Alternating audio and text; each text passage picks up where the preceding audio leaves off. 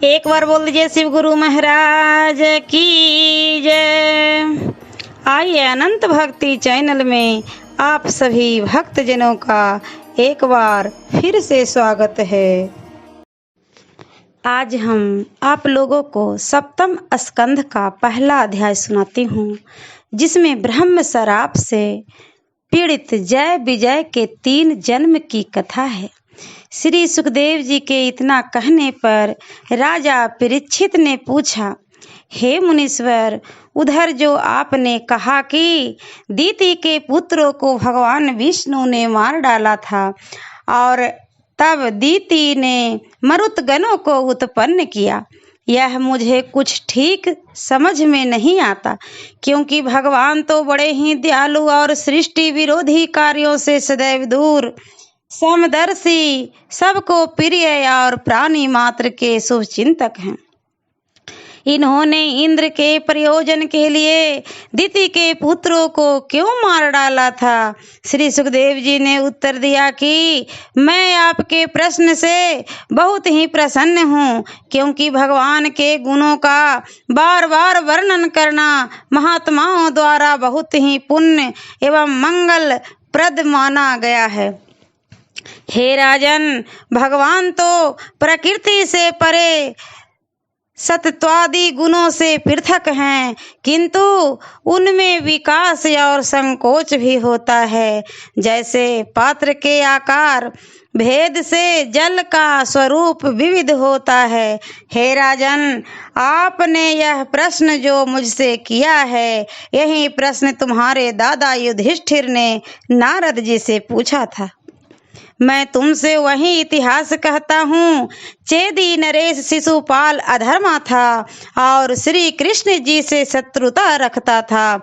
राजसूय यज्ञ में उसने श्री कृष्ण जी को हजारों गालियाँ दी, फिर भी श्री कृष्ण जी ने उसे वैकुंठ भेज दिया था, जो बड़े बड़े मुनियों के लिए भी दुर्लभ है। इस घटना के बहुत दिन बाद नारद जी एक बार युधिष्ठिर के यहाँ गए तो महाराज युधिष्ठिर ने पूछा, मुझे इसका रहस्य बताइए कि राजा वेन ने तो एक बार केवल निंदा ही की थी, जिस पर उसे नरक के महाअंधकूप में गिरा दिया था, किंतु महापापी शिशुपाल मोक्ष को कैसे प्राप्त हो गया?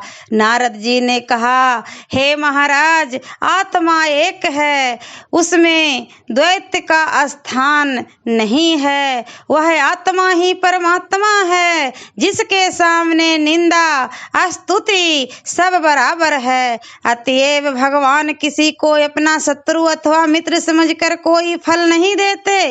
वास्तविक यह बात है कि भगवान के प्रति भक्ति होनी चाहिए, चाहे वह भक्ति किसी रूप में हो। भक्ति होने पर उत्तम गति अवश्य ही प्राप्त होती है। शिशुपाल ने शत्रु समझकर, गोपियों ने काम बस, आप लोगों ने मित्रता बस, और मैं परमात्मा जानकर उनमें भक्ति रखता हूँ। चाहे जिस रूप में भी हो, भक्ति होने पर उत्तम गति अवश्य प्राप्त हो जाती है।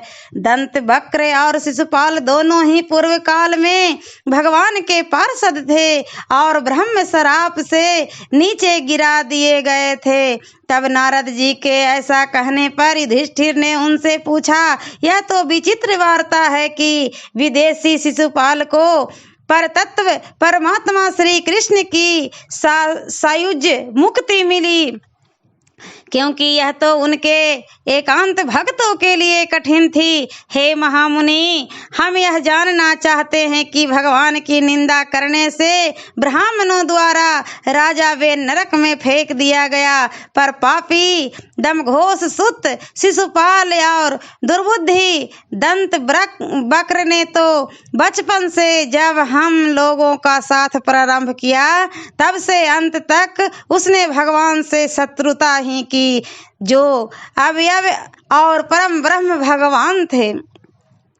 वे उन श्री विष्णु जी को बहुत गाली दिया करते थे, तो भी इनकी जिह्वा को कुछ नहीं कष्ट हुआ और न ये भयंकर नरक में ही जा गिरे, किंतु सबके देखते ही अत्यंत दुष्प्राय रूप वाले भगवान में बिना प्रयास ही किसी प्रकार विलीन हो गए।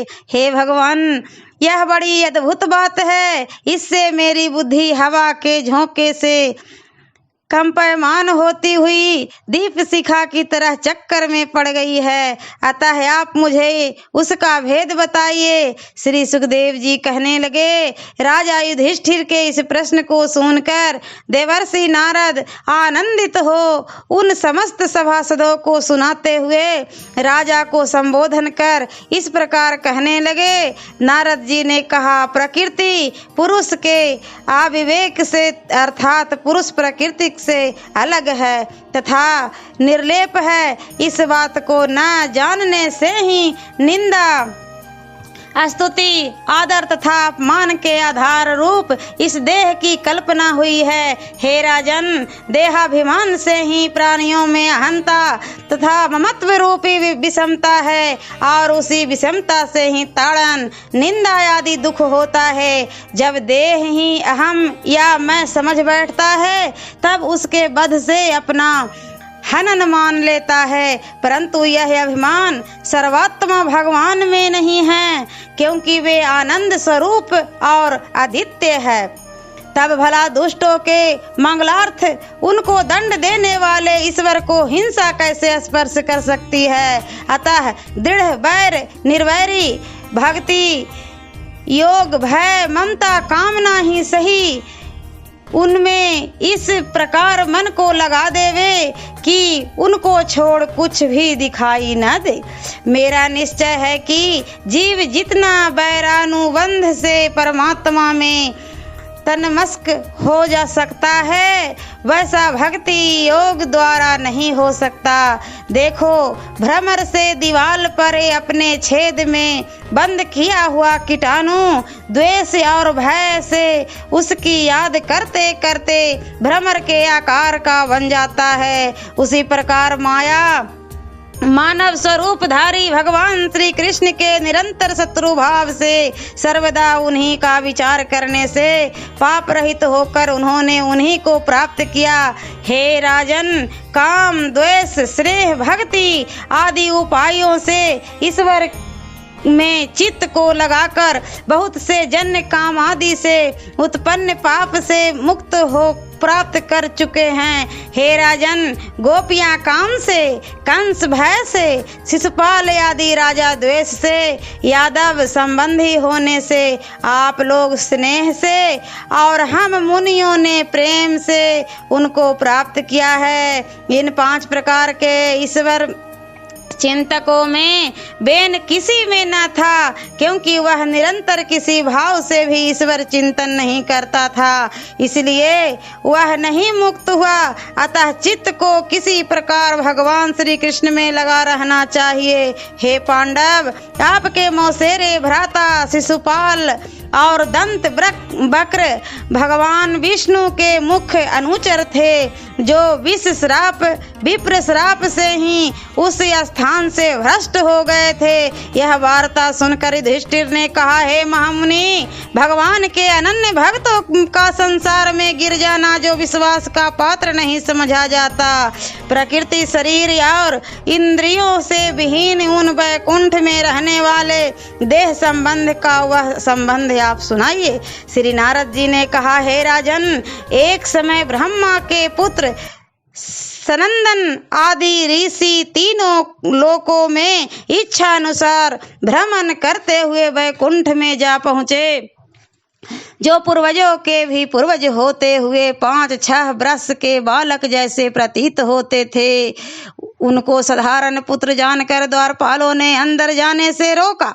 इस बात पर क्रोध होकर उन लोगों ने द्वारपालों को श्राप देते हुए कहा, अरे दुष्टों, तुम दोनों श्री भगवान नारायण के रजोगुण और तमोगुण रहित श्री कर कमलों की सेवा के योग्य नहीं हो, इसलिए तुम स्वर्ग से पापिष्ट दैत्य योनि में जन्म लो। इस प्रकार उनके श्राप सुनते ही जब वे अपने स्थान से भ्रष्ट होने लगे तो उन दयाशील मुनियों ने पुनः कहा, तुम इस पाप योनि में 3 बार जन्म लेकर फिर से इस लोक में आओगे। इसके अनंतर वे दोनों द्वारपाल असुर तथा दानवों से सम्मानित दिति के पुत्र हुए। उनमें हिरण्यकशिपु बड़ा तथा हिरणाक्षय छोटा था। उनमें से हिरण्यकशिपु को भगवान ने नरसिंह का रूप धारण कर वध किया तथा भूमि का उद्धार करते समय वराह रूप को ग्रहण कर हिरणाक्षय का नाश किया।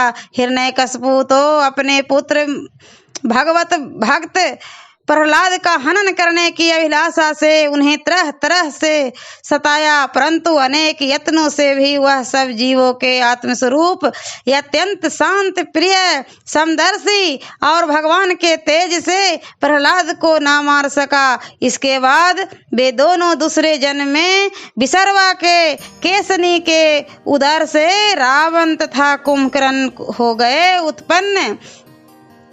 इन्होंने समस्त प्राणियों को पीड़ित किया।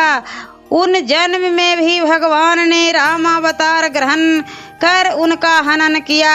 हे राजन, आगे चलकर श्री रामचंद्र का चरित्र मार्कंडेय मुनि से तुम श्रवण करोगे और तीसरे जन्म में वे ही क्षत्रिय स्वरूप में तेरी मौसी के पुत्र होकर उत्पन्न हुए और कृष्णचंद्र के चक्र प्रहार से पाप शून्य होकर श्राप से निर्मुक्त हुए हैं। वे विष्णु पार्षद चीर द्वेष के निर्मित बहुत ध्यान से निरंतर विष्णु के समान रूप को प्राप्त पुनः उन्हीं के पास चले गए। राजा युधिष्ठिर ने पूछा, हे भगवान, हिरण्यकशिपु ने अपने प्रिय पुत्र महात्मा प्रहलाद से शत्रुता क्यों की तथा दैत्य वंश में जन्म ग्रहण कर प्रहलाद ने परमात्मा में अपना चित्त कैसे रमाया, वह कहिए। ओम नमो भगवते वासुदेवाय नमः। और सप्तम स्कंध का दूसरा अध्याय मैं अगले वीडियो में सुनाती हूँ। ऐसे ही मनोरंजक कथाएं, कहानियाँ और भक्ति गीत सुनने के लिए हमारे इस चैनल अनंत भक्ति को सब्सक्राइब करें और वीडियो अच्छी लगी हो तो लाइक का बटन जरूर दबाएं। धन्यवाद।